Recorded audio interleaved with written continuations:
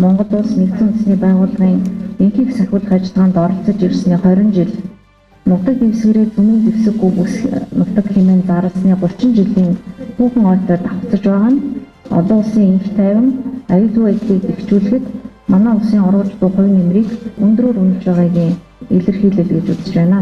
Манай улс нэгдсэн үндэсний байгууллагын аюулгүй зөвлөлтийн эмэгтэйчүүд энх тайван аюулгүй байдлын тухай 1325 дугаар тогтоолын дагуу энхийг сахиулах ажиллагаанд оролцож буй эмэгтэй албан агчдын тоог 15% хүргэх уриалгыг дэмжин 2027 он гэхэд энэхүү зорилгот хүрэх бодлого баримтж байна.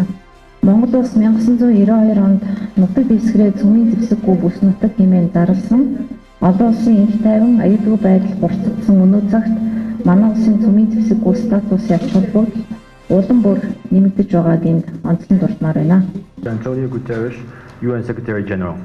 Ladies and gentlemen of the media. Олон талд механизмд Монгол улсын үзүүлж байгаа дэмжлэг нь нэгдсэн үндэсний байгууллагын энхийг сахиулах үйлсэд оруулж буй хувь нэмрээр хязгаарлагдахгүй юм. Монгол улс нутаг дэвсгэрээ цөмийн зэвсэггүй бүс хэмээн зарласнаар цөмийн зэвсгийг үл дэлгэрүүлэх, зэвсэг хураах бодлого баримталж байгаагаа олон улсын хамтын нийгэмлэгт харуулсан. Их дэлхийг цөмийн зэвсгээс ангид болгохын тулд бусад улсч Монгол улсыг үлгэрлэн дуурайна гэж би найдаж байна.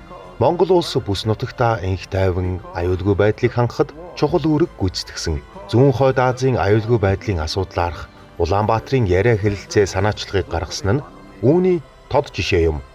Нэгдсэн үндэсний байгууллагын үйл ажиллагаанд хувь нэмэр оруулж ирсэнд Монгол улсад талархал илэрхийлэхийн сацуу энх тайван, хүний эрх, тогтвортой хөгжлийн асуудлуудын хүрээнд танай улсад бидний үзүүлэх дэмжлэгт цаашдаа ч найдаж болно гэдгийг илэрхийлж байна.